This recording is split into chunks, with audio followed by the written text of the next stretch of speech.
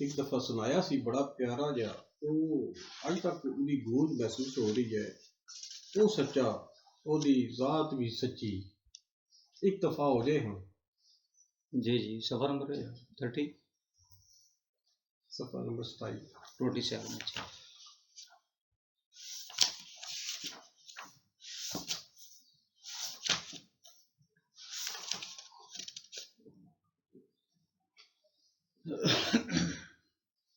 وہ سچا وہی ذات بھی سچی. یہ کہتا جی پروفیسر دا کہ وہ سچا وہی ذات بھی سچی سچے اس دے بول سچ سچے نے سچائی دسی سچ حقیقت کھول. سچے نے سچائی دسی سچ حقیقت کھول. جوگی بیلے گرو دوارے ملا وچ مسیت. ہاں جی بڑا خوبصورت واضح چہرنا جی تجزیہ جڑا کیتا گیا کہ جوگی بیلے گرو دوارے ملا وچ مسیت سارے کملے بھلے پھردے اوتھے اپنے کو. ماشاءاللہ.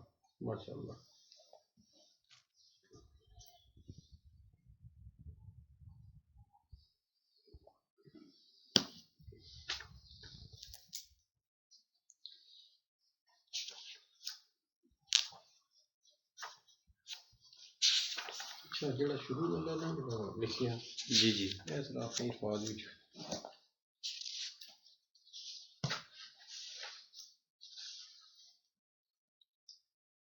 کتاب سجری جو جی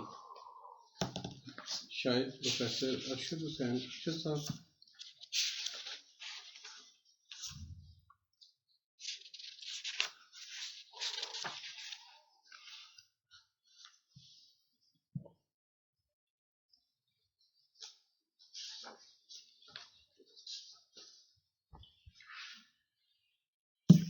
پروفیسر چودھری فضل حسین مرحوم صاحب سابق پرنسپل زمیندارہ کالج گجرات جی انہوں دا ਇਹਦੇ ਵਿੱਚ انکشاف ਦੇ ਨਾਂ ਤੇ اقبال کوثر صاحب دا جناب نقطۂ نظر پروفیسر صاحب دے حوالے نال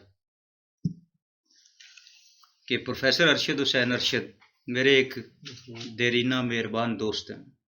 یہ اقبال کوثر صاحب دی زبانی کہ انہیں قدرت نے جواں مردی میں ہی پنجابی اور اردو دونوں زبانوں کی شعری ادب کے ذوق و شوق سے اور خود شعر کہنے کی نعمت سے نواز رکھا ہے. لیکن میرے نزدیک اس سے بھی بڑھ کر انہیں قدرت کی حیران کن عطا ان میں فی البدیہہ سپیچ کا ملکہ ہے. یعنی پروفیسر صاحب بذات خود ایک مقرر بڑے زبردست سن جناب کہ انہوں نے یہ بڑی دور علاقے جان کا اتفاق بھی ہویا اتنے تقاریر بھی کی تھیں پروفیسر صاحب نے. ٹھیک ہے نا جی. تو یہ ایک عرصے سے اردو سے زیادہ پنجابی زبان میں شاعری کر رہے ہیں. جہلم شہر یا کالجز میں وقتاً فوقتاً منعقدہ ہونے والی مشاعراتی تقاریب میں بھی خصوصیت کے ساتھ ان کا کلام سنتا رہا ہوں.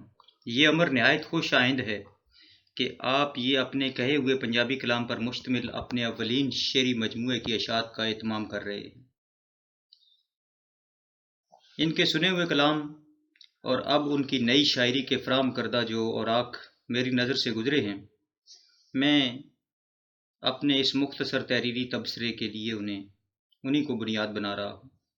پروفیسر ارشد کی شاعری میں ہمارے ہاں کے ممتاز بزرگ صوفی شعراء کے شعری مطالعے کے اثرات سرایت پائے ملتے ہیں. انہیں اثرات نے ان کے باطن یا وجدان میں شعوری اور غیر شعوری دونوں طرح سے یہ باطن جو یا وجدان میں شعوری اور غیر شعوری دونوں طرح سے جو مجموعی شعری صورتحال تشکیل دے رکھی ہے اس نے نہ صرف ان کے لیے شعر گوئی کی خاصی سہولت پیدا کی بلکہ ان کی تخلیق استعداد اور جوہر کی بھی خاصی جلا بخشی ہے.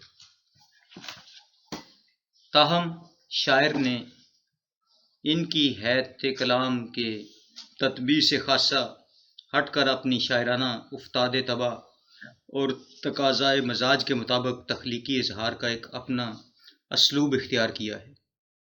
شاعر کے رنگ خاص میں متعدد مقامات پر خفیف درجے کے مزاح کے ساتھ ساتھ طنزیہ فکر کا بھی خاصا تعارف ہوتا ہے. اپنے ہاں کی عوامی زندگی کی نفسیات اور علاقائیت کے خاص پہلوؤں اور چیزوں کے معروضی مطالعے باریک بین اور گہرا محسوس ہوتا ہے۔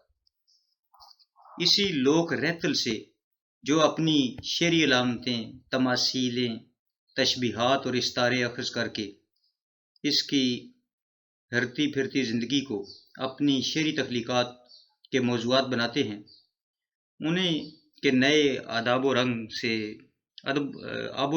سے اپنے شعری پیکروں کو پینٹ کرتے ہیں۔ اسی شاعری میں روانی اور سلاست کو بھی کہیں نظر انداز نہیں کیا گیا۔